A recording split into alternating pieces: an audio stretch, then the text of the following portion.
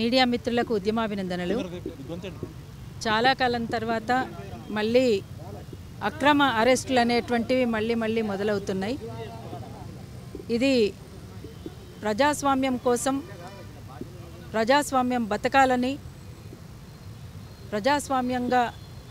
ప్రజాస్వామ్యబద్ధంగా మన హక్కుల్ని మనం కాపాడుకోవడానికి, మన బతుకు మనకివ్వాలని, మన పైన ఎవరి పెత్తనము అక్కర్లేదని, ఇక్కడ దోపిడీ పీడన అనేటువంటిది ఉండకూడదని ఆకాంక్షించినటువంటి నేల తెలంగాణ నేల. అటువంటి తెలంగాణలో సుదీర్ఘకాలంగా సాగినటువంటి పోరాటంలో తెలంగాణ రాష్ట్రాన్ని తెచ్చుకున్న తర్వాత ఎవరి దోపిడీ అయితే ఉండకూడదనుకుంటున్నామో, ఎవరైనా బతకొచ్చు, ఎక్కడైనా బతుకుతాం, కాకపోతే ఎవరి పెత్తనం ఉండకూడదని కోరుకుంటున్నాం. అది మన అస్తిత్వం, తెలంగాణ అస్తిత్వం. అది తెలంగాణ గడ్డ మీద ఎన్నో పోరాటాలు చేసినటువంటి చరిత్ర ఉన్నది, ఎన్నో విజయాల్ని చూసినటువంటి చరిత్ర ఉన్నది, వీరోచితమైనటువంటి పోరాటాలు జరిగినటువంటి పరిస్థితి ఉన్నది.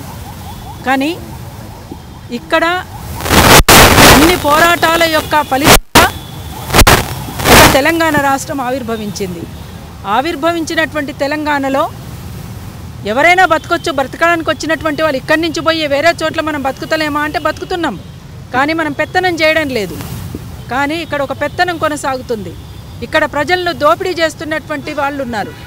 అందుకని ఇక్కడ ఉన్నటువంటి వ్యాపారాలను దెబ్బతీస్తున్నటువంటి పరిస్థితి ఉంది. కనుక అటువంటి పరిస్థితి లేకుండా చూసుకోమని కోరినటువంటి పరిస్థితిలో అది నేరమైపోయి ఇవాళ తమ్ముడు పృథ్వీరాజ్ని ఇంటికొచ్చి అర్ధరాత్రి పూట అరెస్టు చేయడం అంటే ఏ మేరకు సరైందో ఆలోచించుకోవాలి.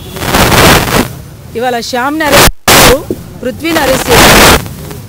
అయితే ఓయూజేఏసీ ఇచ్చినటువంటి పిలుపుకి, ఇంతకుముందు కూడా నేను మాట్లాడిన, ఓయూజేఏసీకి ఇచ్చినటువంటి పిలుపుకి పృథ్వీరాజ్కి ఎలాంటి సంబంధం లేదు. కానీ ఇంటి మీదకి వచ్చి అరెస్ట్ చేసిండ్రు. ఇంతకుముందే నేను ఏసీపీ గారితో మాట్లాడినాను.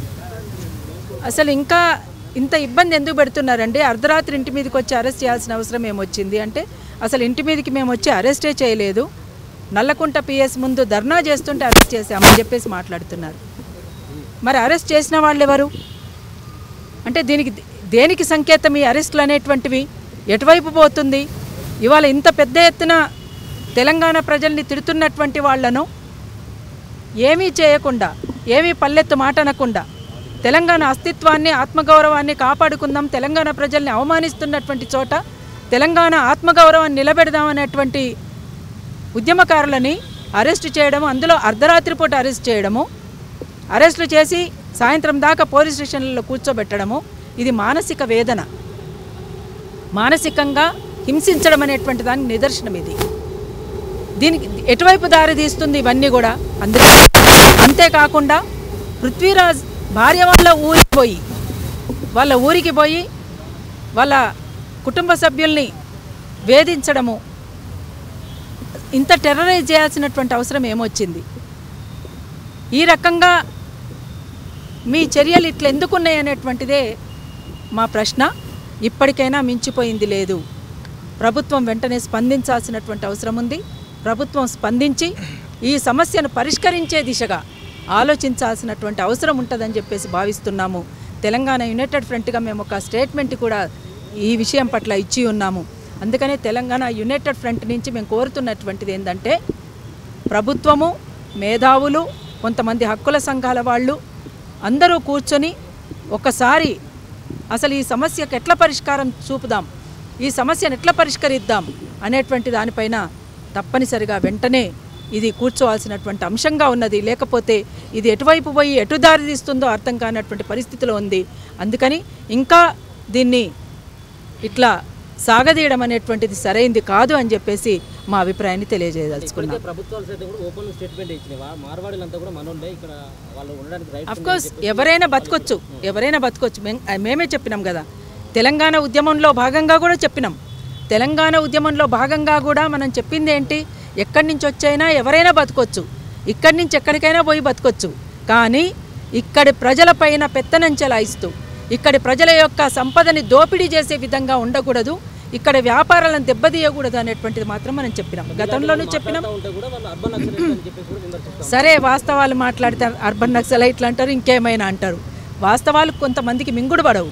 అంతేకాకుండా తెలంగాణ ప్రజల్ని తాగుబోతులు అనడం, తెలంగాణ ప్రజలు అసలు చేతగాని వాళ్ళు, వీళ్ళకి అసలు పని చేత కాదు, వీళ్ళకి తిని పండుడు తప్ప తిని తాగడం తప్ప ఏమీ చేత కాదు అనేటువంటి మాటలు అనడం కూడా ఇది ఏ మేరకు సరైందో ఒక్కసారి మార్వాడీలు కూడా ఆలోచించాలి. ఈ మాటల్ని మాత్రం వెంటనే వెనక్కి తీసుకోవాల్సినటువంటి అవసరం అయితే ఉంటుంది. తెలంగాణ సమాజానికి క్షమాపణ చెప్పాల్సినటువంటి అవసరం ఉంటుంది. ఈ విషయాల పట్ల కూడా వెంటనే స్పందించాలని తెలంగాణ సమాజాన్ని కోరుతా ఉన్నాను. Thank you. కొంతమంది మాలమాదిగ నాయకులం అని చెప్పేసి ఇంతటితో ఆపేయాలి, మన మధ్యలో చిచ్చులు పెట్టే ప్రయత్నాలు చేయొద్దు అని చెప్పేసి చెప్తాము. ఎవరు ఈరోజు ప్రెస్ మీట్ పెట్టారు కొంతమంది మాలమాదిగ నాయకులం అని చెప్పేసి చెప్తాము. ఇది మాలమాదిగల లొల్లి కాదు కదా, చెప్తా ఉన్నారు. ఇక అది వాళ్ళు చెప్పిన దానికి మరి వాళ్ళని అడగాలి సమాధానం. అసలు మీరు ఎందుకు మాట్లాడుతున్నారు అనేటువంటిది.